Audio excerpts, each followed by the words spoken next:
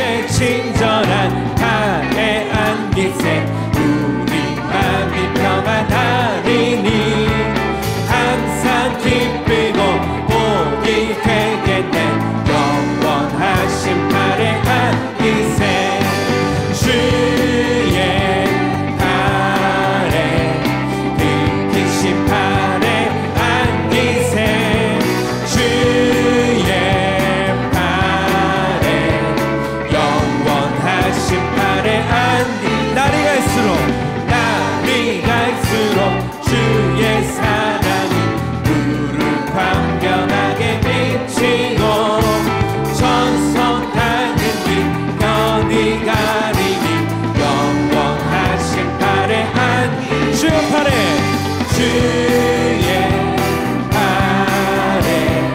그 크신 팔에 안기세 주의 팔에 영원하신 주의 보좌로 나아갈 때에 기뻐 찬미 소리 외치고 겁과 두려움 없어지리니 영원한 우리 한 번 더 믿음으로 주의 보좌로 나아갈 때에 기뻐 찬미 소리 외치고 겁과 두려움 없어지리니 영원하신 팔에 안기 아멘 주의 팔에 그 팔에 안기세 주의 팔에 영원하신 팔 믿음으로 주의 팔에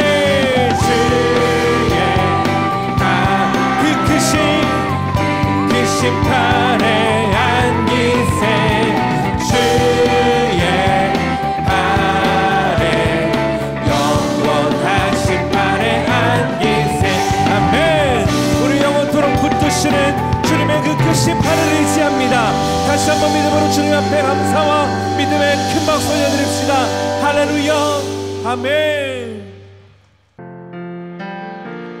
오늘 숨을 쉬는 것 감사 나를 구원하신 것 감사 내 뜻대로 안 돼도 주가 인도하신 것 모든 것 감사 내게 주신 모든 것 감사 때론 가져가심도 감사 내게 고난 주셔서 주 뜻 알게 하신 것 모든 것 감사 주님 감사해요 주님 감사해요 내가 여기까지 온 것도 은혜입니다 주님 감사해요 주님 감사해요 나를 사랑하신 주 사랑 감사합니다. 다시 한번 오늘 숨을 쉬는 것 감사 나를 구원하신 것 감사 내 뜻대로 안 돼도 주가 인도하신 것 모든 것 감사하면 항상 주 안에 있음 감사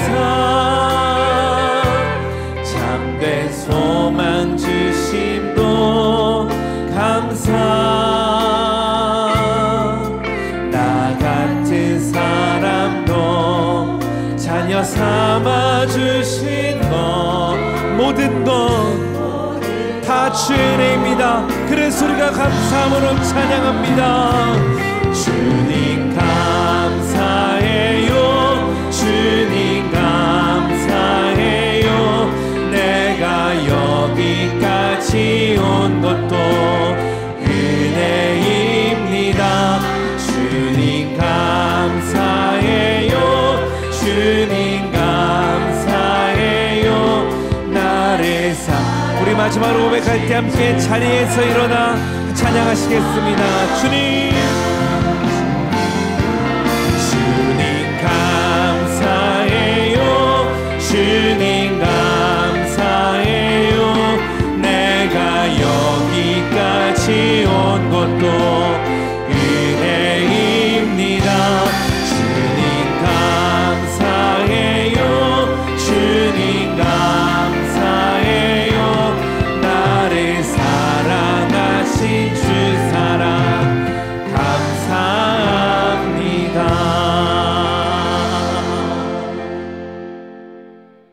감사할 때 임하는 능력이라는 제목으로 은혜를 나누고자 합니다. 감사할 때 우리에게 어떤 유익이 있는지, 감사할 때 어떤 능력이 우리에게 나타나는지에 대해서 말씀을 나누려고 합니다.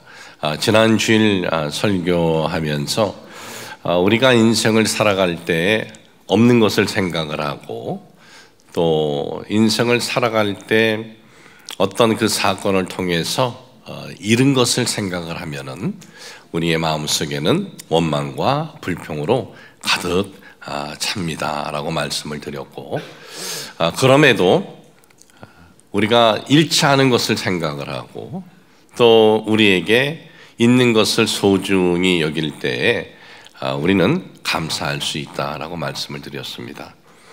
진리이지만은 우리가 삶을 살아가면서 무언가를 잃었을 때, 그리고 안 좋은 환경에 처했을 때 참 감사한다는 것은 그렇게 쉽지는 않습니다. 그래서 오늘은 안 좋은 환경에 처했고 뭔가를 잃었을 때 감사하는 것이 쉽지 않지만, 그럼에도 우리가 감사할 때 우리에게 주어지는 이익이 뭔지, 우리에게 어떤 능력이 임하는지에 대해서 나누려고 합니다. 여러분, 우리가 안 좋은 환경을 만나면은 낙심하고 절망하고 그리고 포기하고 싶은 마음들이 일어납니다. 그럼에도 우리가 감사하면은 그 낙심의 환경을 우리가 딛고 새로운 도전을 할 수 있는 용기와 힘이 우리에게 일어나게 된다는 것입니다. 오늘 여러분들에게 봉독해드린 이 시편 100편은 저자가 누구인지는 알 수가 없습니다. 누구라고 기록이 되어 있지 않기 때문에. 그런데 이 시편이 150편으로 되어 있습니다. 그런데 이 시가 다윗의 시다라고 언급이 되어 있는 것은 73편입니다. 이 73편의 이 시는 다윗이라고 이렇게 언급이 되어 있는데, 오늘 읽어드린 내용은 누군지 그 저자가 없습니다. 그러나 이 성경에 나오는 인물 중에 가장 많은 어려움을 겪은 인물 하면은 이 다윗을 들 수가 있습니다. 다윗의 삶에는 영광과 승리의 순간도 있었지만은 또 낙심과 절망의 어려움, 고난의 그러한 환경에 처한 적도 있었습니다. 다윗이 블레셋의 골리앗을 쓰러뜨립니다. 그리고 이스라엘의 장군이 되고 왕의 사유가 됩니다. 이건 승리의 그 시간이고 영광의 시간입니다. 다윗은 그 삶을 이렇게 보면은 누구에게 인정받는 그러한 삶의 모습이 없었습니다. 다윗이 하는 일이 무엇이었습니까? 목동이었습니다. 그는 목동이었고, 그리고 그의 아버지로부터도 인정을 받지 못하는 그런 아들이었습니다. 이세, 아버지가 이세인데 그 막내 아들입니다. 8번째인데 한 번은 사무엘 선지자가 이새의 아들들 중에 이스라엘에 왕이 있다, 가서 기름을 부어라 라고 하나님이 말씀해 주셨습니다. 사무엘 선지자는 이새가 사는 동네를 찾아옵니다. 그랬더니 그 동네에 있는 장로들이 다 나와가지고 마중합니다. 왜냐하면 그 시대에 최고의 영향력 있는 사람은 사무엘 선지자였습니다. 왕이 있었지만은 왕보다 더 영향력이 있는 사람이 사무엘 선지자였습니다. 근데 그 선지자가 와서 내가 제사를 드려야 하는데 이새의 아들들을 좀 나오게 하라 그랬습니다. 그때 이새는 그 막내 아들을 제외하고는 다 다른 아들들은 나오게 합니다. 우리 집에 아주 영향력 있는, 최고의 영향력 있는 분이 우리 집에 왔습니다. 그런데 그분이 내가 당신의 아들들을 다 보고 싶소라고 했는데 한 아들을 제해버리고 다른 아들들만 부르겠습니까? 그런데 다윗은 지금 그러한 경우인 거예요. 그러니까 다윗은 태어나서 일개 목동으로 살아왔고 또 누구로부터도 인정을 받지 못하는 삶을 살았던 다윗이 블레셋의 골리앗을 이기고 난 다음에 블레셋과의 전쟁에서 승리하고 돌아오면은 이스라엘 백성들이 찬양을 합니다. 사울 왕에게는 천천, 다윗에게는 만만.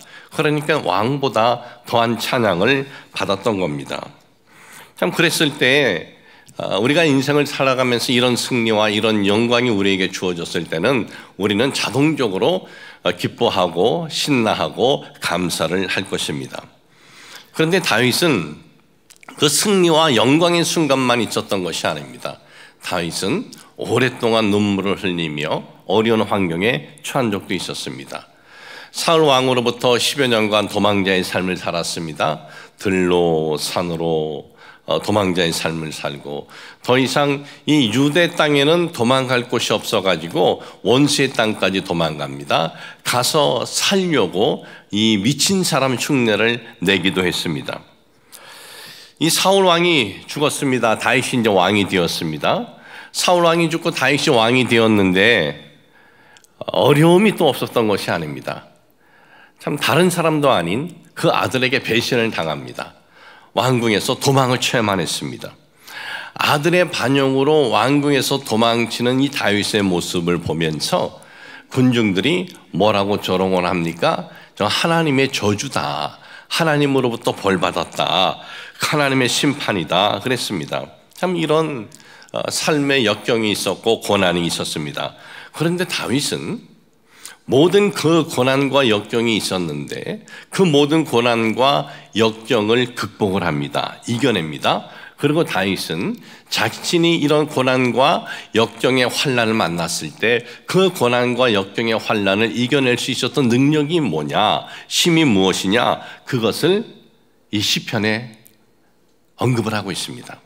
오늘 읽어드린 내용이 아니고 이 시편에 보면은 다윗이 이 150편 중에 73편이 다윗의 시라라고 하면서 거기에 자신의 그 이름이 언급이 되어 있는데 다윗의 시를 보면은 대부분이 뭐라고 되어 있냐면은 다윗의 시다 이렇게만 되어 있어요. 다윗의 시.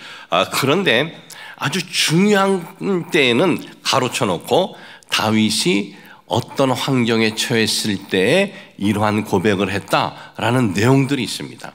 그 내용들 중에 몇 개를 제가 여러분들에게 소개해 드리고자 합니다. 시편 57편입니다. 시편 57편을 딱 펼쳐보면은 다윗이 사울 왕을 피해서 굴 속에 숨어 있을 때라고 거기에 언급이 되어 있어요.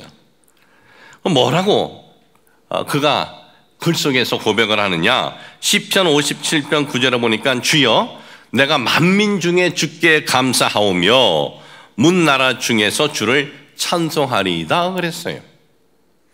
지금 사울 왕은 자신을 죽이려고 찾고 있는데 다윗은 굴 속에 숨어 있어요. 동굴 속에. 근데 그 동굴 속에서 뭐라 그래요? 왜 나에게 이런 환경을 만들어 주십니까? 왜 나에게 이런 어려움을 주십니까? 그러는 것이 아니라 주여 내가 만민 중에 모든 사람들 중에 주께 감사합니다 그랬어요. 만민은 다 감사해도 나는 원망을 해야 되는 환경이에요, 보면. 근데 만민 중에 내가 주께 감사하오며 문 나라 중에 주를 찬송하리이다 그랬습니다.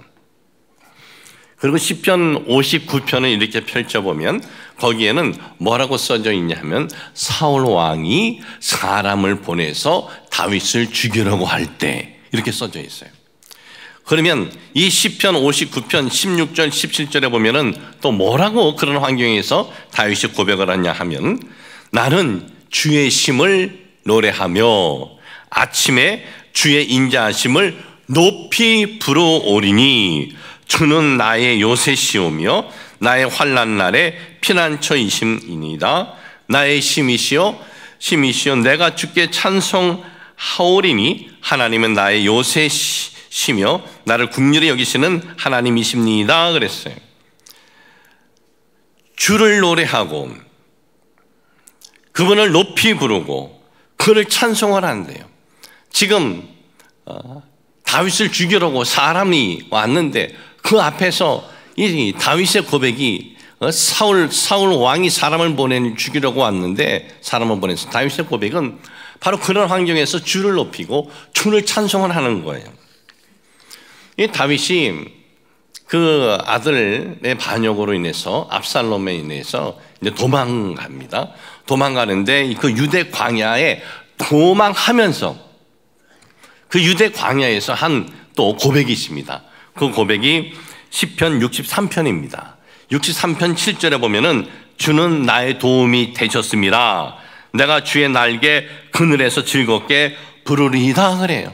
지금 즐겁게 부를 환경이 아니죠. 지금 도망가고 있는데 지금 왕궁에 있으면 이것이 말이 되지만 지금 광야로 쫓겨나갔는데 그런데 즐거이 그분을 부른다는 거예요.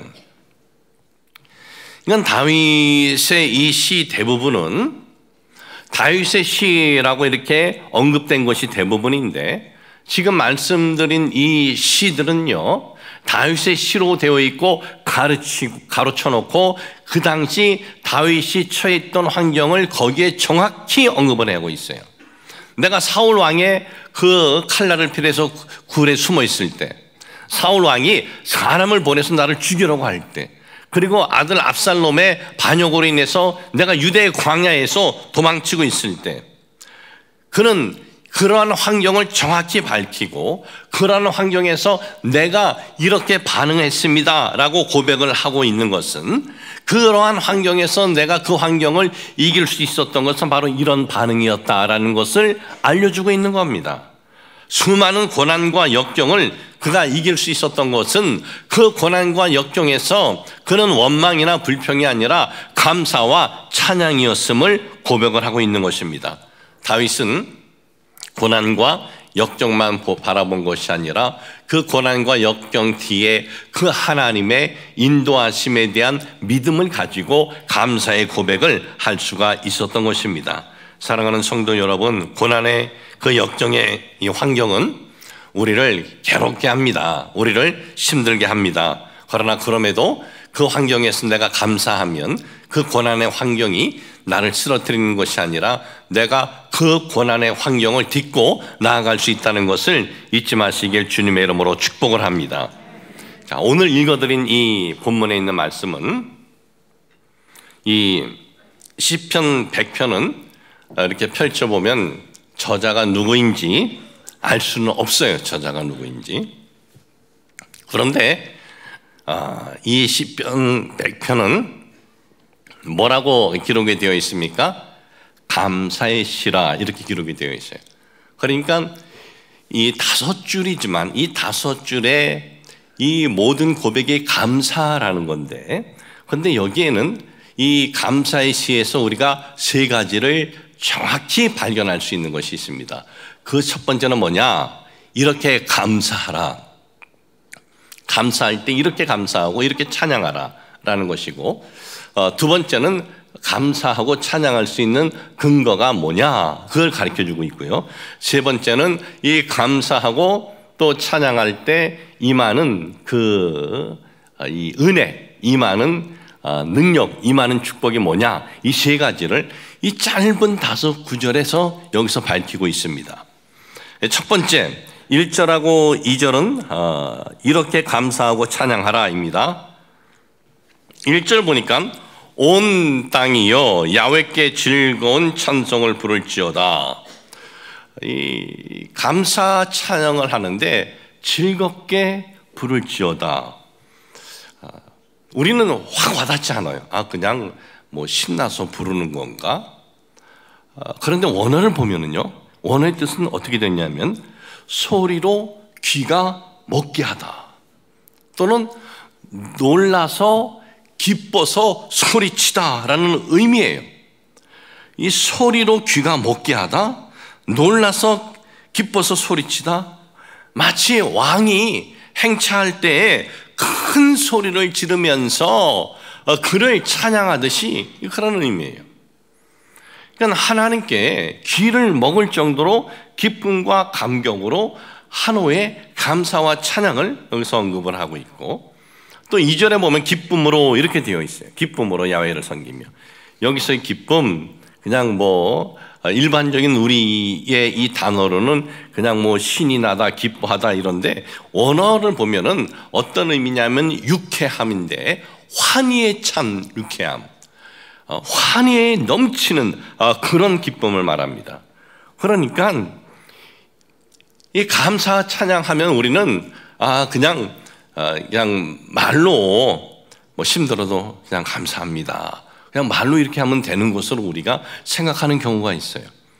그리고 뭐 추수감사전 이렇게 우리가 예배를 드릴 적에는 그냥 한 해 동안 이러이러해서 감사합니다, 뭐 우리 뭐 아들 딸 지켜주셔서 감사, 뭐 이런 거로 하면서 우리가 추수감사절 감사헌금을 드릴 수 있어요. 그러나 여기서 말하는 진정한 감사란 그런 것이 아니에요. 감사란 뭡니까? 환호하며 기뻐하며 찬양하면서 드리는 것이다라는 거예요. 환호하고 유쾌함으로. 그러니까 이것은 이 겉으로 하는 그런 내용으로 뿐만 아니라 우리 그 마음으로 하나님 앞에 감사할 때 나의 이 마음으로, 가슴으로 이런 소리를 칠 정도로 감사하며 찬양하라. 어떻게 감사하라? 너희의 마음으로, 가슴으로 이렇게 찬양하며 소리칠 정도로 유쾌하게 기쁨으로 감사하라, 그러는 거예요. 여러분, 이런 감사를 한번 해보시길 주님의 이름으로 축복을 합니다. 그러면 우리 눈앞에 놓여진 이 꼬였던 것이 나를 힘들게 했던 그 꼬였던 사건이 그냥 슬슬 풀어지는 것이 아니라, 그 꼬였던 사건 앞에서도 그 꼬였던 사건을 내가 딛고 나아갈 수가 있게 되는 거예요. 그리고 두 번째는 우리에게 감사의 근거가 있대요. 근거. 그건 뭐냐? 3절인데 야훼가 우리 하나님이신 줄 너희는 알지어다. 그는 우리를 지으시니요 우리는 그의 것이니 그의 백성이요 그의 기르시는 양이로다 그랬어요. 우리를 창조하신 하나님, 내가 그의 백성, 그런 이 내용들은 우리가 늘 들어왔는데, 여기서 마지막에 언급하는 이 내용은요, 그분은 나를 기르시는 양이래요. 그러니까 하나님은 나의 목자예요. 그러니까 하나님과 나와 마치 나 하나만을 지켜보고 계시는 목자라는 거예요. 그러니까 우리는 지금 상황이 어떠하든지 어떤 형편에 처해 있든지 그 목자 되신 하나님이 이 양이신 나 하나를 지금 지켜보고 계시는 그 하나님이 계시고, 그 하나님께서 그 나의 지금 이러한 형편을 모른 척하지 않고 하나님이 나를 인도해 주시고 선하게 인도해 주실 것이라는 이 근거가 되기 때문에 이러한 감사를 할 수 있다는 거예요. 그 어떤 상황에서도. 세 번째는 감사할 때 임하는 축복, 임하는 영광. 이게 뭐냐? 은혜는 감사함으로 그의 문에 들어가며 찬송함으로 그의 궁전에 들어가서 그에게 감사하며 그의 이름을 송축할지어다. 야훼는 선하시며 그의 인자하심이 영원하고 그의 성실하심이 대대에 이르리로다 그랬어요. 여러분, 하나님의 선하심, 하나님의 성실하심, 하나님의 인자하심, 여러분, 우리가 이 세상에서도 인자함, 성실함, 선하심 하면은 굉장히 이 긍정적인 그러한 내용이 아니겠습니까? 누군가가 선한 사람, 누군가가 인자한 사람, 누군가가 성실한 사람 하면 우리가 믿고 신뢰할 수가 있어요. 그런데 지금 여긴 누구로 언급해요? 하나님의 선하심이라 이거예요. 인간의 선하심 정도하고는 비교가 안 되죠. 그 하나님의 선하심, 하나님의 그 인자하심, 하나님의 이 성실하심, 그 하나님의 인도하심이 감사로 우리 속에서 정말 찬양하며 나아갈 때 그러한 하나님의 선하심과 인자하심과 성실하심의 그 인도하심의 능력이 우리에게 임하게 된다라는 것입니다. 오늘도 우리가 하나님 앞에 감사할 때 그냥 어떤 늘 해왔던 감사가 아니라 정말 우리가 이 가슴으로 기쁨에 넘쳐서 하나님의 선하심의 그 인자하심의 그 하나님 성실함의 인도하심을 우리가 바라보면서 목자 되신 하나님께서 한 마리의 양인 나를 그렇게 이끌어 주실 것을 믿고 감사하면서 나아가시기를 주님의 이름으로 축복을 합니다. 오병이어의 이적은 사복음서에 다 기록이 되어 있습니다. 마태, 마가, 누가, 요한 사복음서에 다 기록이 되어 있습니다. 이 예수님께서 이 공생의 사역 중에 어떤 그 놀라운 이적을 행하신 것에 대해서 사복음서에 기록이 되어 있는 것이 있지만 또 그렇지 않은 것들이 있어요. 그런데 정말 중요한 것들은 사복음서에 다 기록이 되어 있어요. 이 제자들, 마태, 마가, 누가, 요한 제자들이 볼 때 잊혀지지 않는 것, 그 중에 하나가 오병이어의 사건입니다. 물고기 2마리하고 보리떡 5조각을 가지고 남자만 5,000명, 여자아이들까지 수만 명을 먹인 사건, 이거 잊혀지겠습니까? 잊혀지지도 않고 또 그 당시에 주님께서 행하셨던 그 사건의 내용들도 보면 아주 구체적으로 거의 동일하게 적어놨는데 그 중에 사복음서에 다 동일하게 써놓은 단어가 하나 있어요. 이 예수님께서 그 베세다 들판에서 그 수많은 무리들을 보시고 손에 돈 보리떡 5조각하고 물고기 2마리 가지고 뭘 하셨냐면 축사하셨대요. 이 단어는 똑같이 기록이 되어 있어요. 축사하셨다. 근데 축사라는 이 단어를 헬라어로 이렇게 찾아보니까는요, 원어를 찾아보니까 마태, 마가, 누가는 이 단어를 썼습니다. 율로게오라는 단어를 썼어요. 이 율로게오라는 단어는 축복하다, 찬송하다라는 의미인데 여기서 축복과 찬송은 하나님 앞에 감사하며 드리는 그러한 단어로 쓰여집니다. 그런데 요한은 뭐라고 써져 있냐 하면은 유카리스테오라고 썼어요. 유카리스테오는 문자 그대로 의미는 감사한 마음을 가진 것, 또 감사를 돌린 것이라는 의미예요. 축사의 이 원어 보면은 그러니까 율로게오나 유카리스테오나 그 의미는 하나님께 감사하고 하나님께 이 찬양했다라는 건데, 그런데 그 당시 환경은 감사하고 찬양할 환경이었습니까? 아닙니다. 환경은 어디입니까? 들판이에요. 베세다 들판. 그리고 그 수많은 사람들을 먹이려면 어떻게 합니까? 많은 양식이 있는 장소에 있어야 되는데 전혀 그 많은 사람을 먹일 수 있는 장소가 아닙니다. 그리고 저들에게는 그 많은 사람들을 먹일 수 있는 돈이 있는 것도 아니에요. 그러니까 모든 것이 다 부족하고 없는 그러한 환경이었습니다. 그런데 예수님께서는 저들에게 뭔가를 주시려고 하는데 그 제자들이 어떻게 생각하겠습니까? 도대체 스승님이 뭘 하시려는 거지? 왜냐하면 이런 이적은 어떤 병은 고치고 귀신은 내쫓고 하셨어도 이런 이적은 아직 본 적이 없거든요. 그러니까 얼마나 큰 관심을 가지고 뭘 하실까? 우리 스승님이 하면서 제자들은 다 눈여겨보았는데, 그런데 그 제자들이 볼 때 그 예수님께서 행하신 이 행위는 뭐냐? 바로 율로게오 그리고 유카리스테오, 하나님 앞에 감사했다는 거예요. 감사하고 난 다음에 그 다음에 펼쳐진 것이 저들을 다 넉넉히 먹였다는 겁니다. 그러니까 예수님께서는 이 사건을 통해서 그 가까이 있는 제자들에게 주님께서 몸소 보여주신 행위는 뭐냐? 살면서 부족한 환경을 만나더라도 그 부족한 환경에서 낙심하고 절망하고 계산하고 그러는 것이 아니라 하나님 앞에 감사하면서 나아가라. 감사하면서 나아가면 이 부족한 환경을 이기게 된다라는 것을 보여주셨다라는 것입니다. 민수기 14장 28절에 보면은 이런 말씀이 있습니다. 그들에게 이르기를 야훼의 말씀에 내 삶을 두고 맹세하노라. 너의 말이 내 귀에 들린 대로 내가 너희에게 행하리니. 아주 굉장히 아주 그냥 어떻게 보면 굉장히 강한 말씀이에요.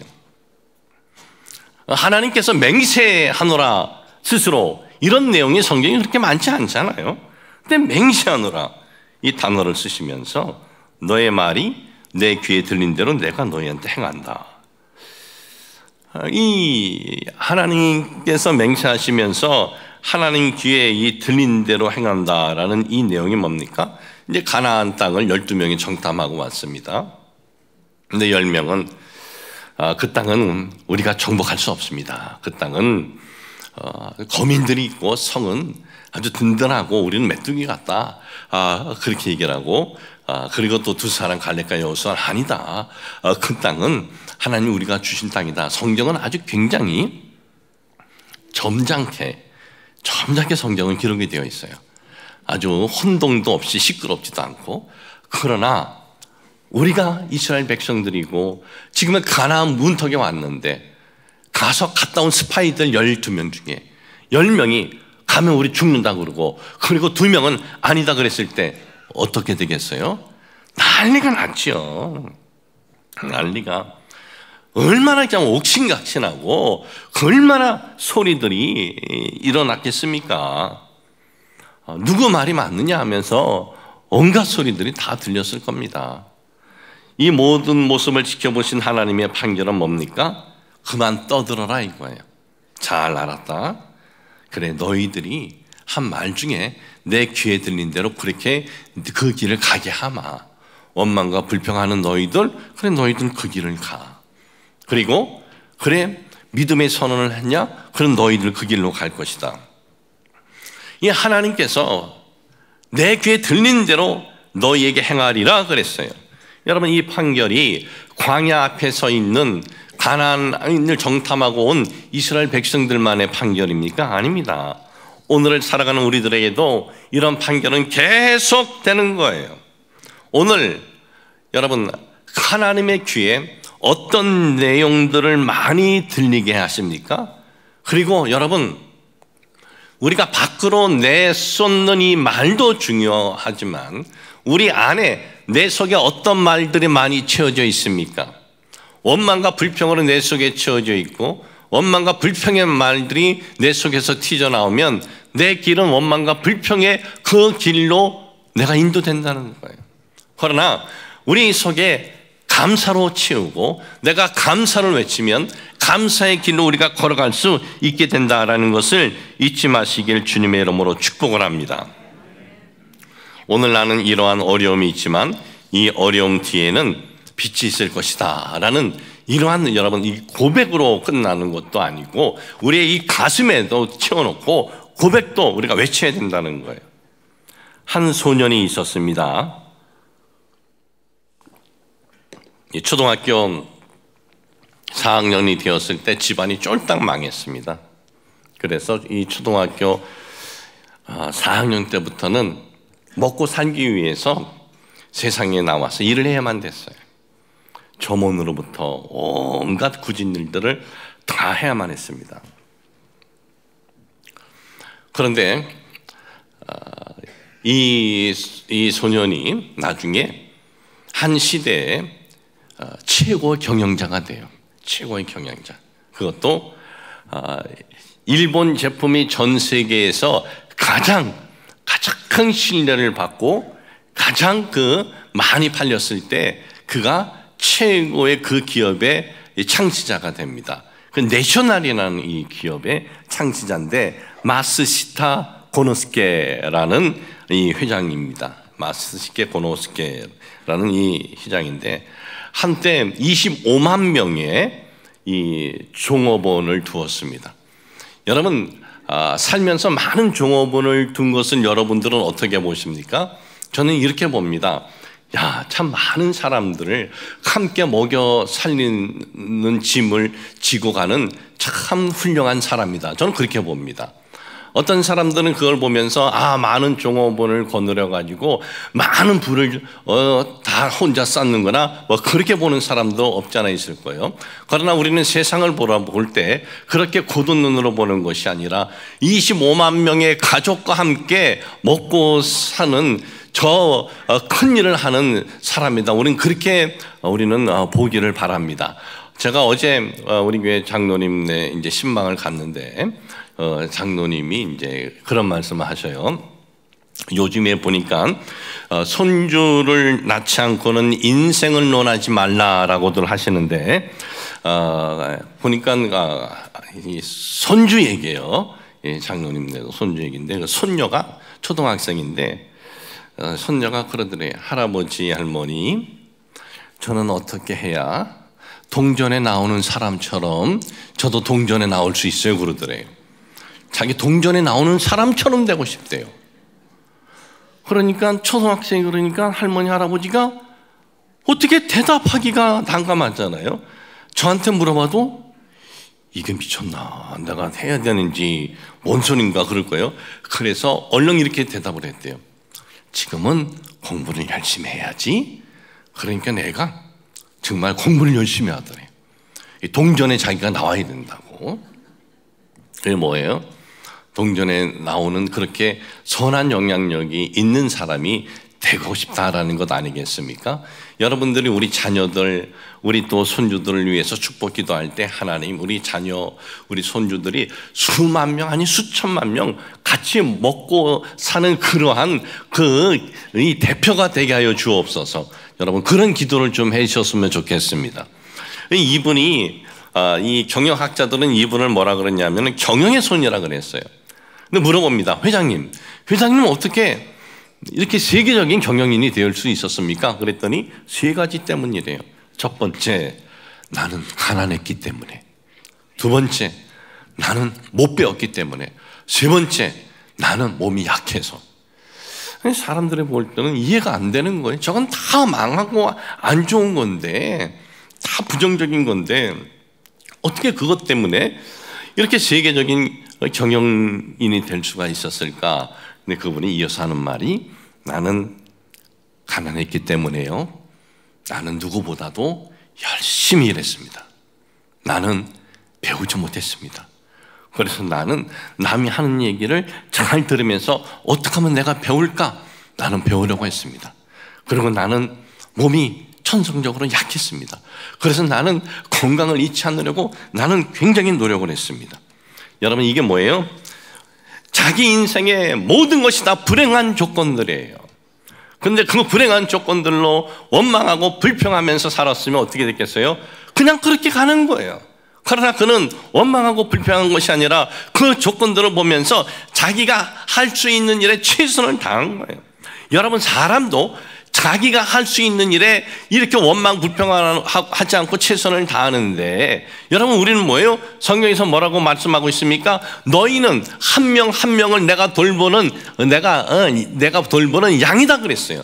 내가 목사인데 우리가 그 하나님 앞에 감사하며 나아간다면은 그 하나님께서 우리의 삶에 앞에 놓여진 상황이 어떠하든지 그것을 뛰어넘고 이길 수 있게 해주신다는 것을 여러분 잊지 마시길 주님의 이름으로 축복을 합니다. 오늘 우리는 얼마나 감사하고 있습니까? 감사는 하루라도 빨리 깨달으면 깨달을수록 우리에게 유익이 되고 복이 되고 행복이 된다라는 것을 잊지 마시길 주님의 이름으로 축복을 합니다. 하나님 아버지, 저희들 살아갈 때 어려운 형편 만날 때 있습니다. 우린 그럴 때 원망 불평이 아니라 감사하게 하여 주옵소서. 그냥 입술로 형식적인 감사가 아니라 정말 우리 가슴에서 감사가 차고 넘치고, 그리고 우리가 입술로도 정말 진정한 감사를 하면서 어려운 환경 가운데서 그 어려운 환경을 이기고 나아갈 수 있는 힘을 우리 주님으로부터 받게 하여 주옵소서. 예수님의 이름으로 기도합니다. 아멘.